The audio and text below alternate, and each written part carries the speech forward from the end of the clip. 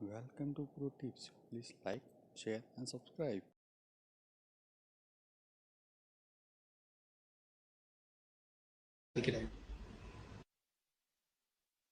चंबल के अगर आप देखें 500 की कॉल पे आपको बाइंग की राय मिलती हुई यहाँ पर चंबल डे हाई पे फ्लोट करता हुआ।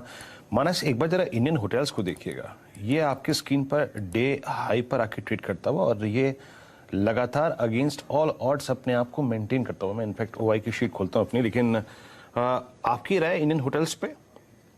तो देखिए यहाँ पर 4 दिनों से कंसोलिडेशन देखने को मिल रहा है, लेकिन आज की कैंडल तो बताती है कि शायद हमें एक ऊपर की तरफ का ब्रेकआउट देखने को मिल सकता है। और अगर ब्रेकआउट देखने को मिलेगा 257 के ऊपर, तो वो एक ब्लैक पैटर्न का ब्रेकआउट होगा और उसके बाद आपको मेरे ख्याल से 275 तक के स्तर भी देखने को मिल जाएंगे। तो चांस लेना चाहिए। करंट लेवल्स पे आप खरीदारी करिए 249 के स्टॉप लॉस से 275 रुपए के टारगेट के लिए। इंडियन होटल्स को रखिए रडार पे, फिर से अच्छा मूव आ रहा है। अच्छा, सनोफी इंडिया को स्क्रीन पे दिखाइएगा। 480 रुपए नीचे ट्रेड करता हुआ नजर आएगा, पर ध्यान रखिए आज वो मेरे ख्याल से 490 रुपए का एक्स एडजस्टमेंट, एक्स डिविडेंड का स्पेशल और फाइनल डिविडेंड मिला लें तो दरअसल ये स्टॉक फ्लैट ट्रेड कर रहा है। 490 का एडजस्टमेंट है, 481 नीचे है, इसीलिए मैंने कहा मार्क कर दूं, आपको बता दूं ये सिर्फ वसीले आपको दबाव में दिख रहा है। डेल्टा कॉप 3.25% दबाव में है, वो कमजोर आंकड़ों का इंपैक्ट आपकी स्क्रीन पर। वो जो मदरसन सुमी एक बड़ा एक्विजिशन करने की तैयारी कर रहा है, 2.25% की कमजोरी के साथ मदरसन सुमी, इंक्लूडिंग मदरसन सुमी वायरिंग, वो भी 1.25% की कमजोरी दिखाता हुआ। अच्छा, कच्चे तेल का वैसे पेंट स्पेस पे बड़ा मिक्स्ड इंपैक्ट है। इंडिगो पेंट्स आपकी स्क्रीन पर आएगा 4.5% की मजबूती के साथ ट्रेड करता हुआ, और कंसाई नैरोलैक जो है 2.25% के उछाल के साथ। बाकी पेंट स्टॉक्स में दबाव है, ये दोनों कुछ बेहतर करती हुई आपको नजर आएंगे। लेकिन शर्मिला जी, सॉरी थोड़ा डिले के साथ आपके पास आ रहा हूं मैम। क्या मूड बन रहा है मार्केट्स को लेकर? आप लोग क्या रिकमेंड कर रहे हो, क्या एक्यूमुलेट कर रहे हो मैम इन लेवल्स के आसपास? वेल ऑनेस्टली मार्केट का मूड मेरे हिसाब से ये हफ्ते के मूवमेंट से नहीं डिसाइड करना चाहिए, because when there is a truncated week थोड़ा मुश्किल हो जाता है।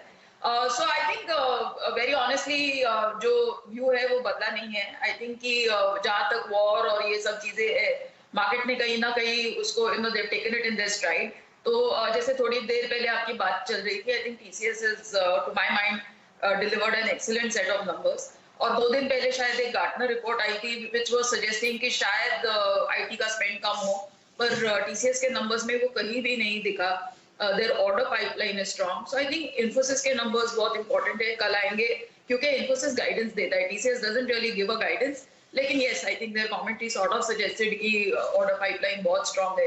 I think the other key thing to note in TCS numbers is कि जिस तरह के ऑर्डर्स और जिस तरह के वर्टिकल्स में उनकी ग्रोथ आई है, it seems to suggest that that there's a sort of a transformational change which corporates are looking to do in this sort of challenging environment, और उस वजह से इस तरह के orders उनको मिले हैं, where companies are sort of taking their IT to sort of new levels. तो मुझे लगता है कि अगला साल भी IT कंपनीज के लिए अच्छा रहेगा। I do like TCS, I do like let's wait for Infosys. HCL tech भी मुझे काफी पसंद है, और मिड कैप आईटी मुझे खास करके पसंद है। उसमें थोड़े नंबर्स कुछ कंपनीज के वीक आ सकते हैं, but that's a very important space to watch. I think another important space to watch is hotels. थोड़ी देर पहले आप इंडियन होटल्स की बात कर रहे थे, वो भी एक न्यूज आइटम आया था कि बंबई जैसे शहर में होटल रूम नहीं मिला था, and some astronomical price was quoted. So I think that's where sort of hotels and tourism will go. Shalby is another stock which I like within the range. और मुझे लगता है ये फिर से जिस तरह से आप बात कर रहे थे कि चाइना में कोविड बढ़ने से, दैट चाइना +1 sort of वो जो एक पूरा प्ले था, वो फिर से हम देखेंगे, whether it is a Deepak nitrite और whole host of chemical stocks. So these could be the 2 or 3 spaces जो मुझे लगता है कि अगले महीने के लिए इंपॉर्टेंट रह सकती है।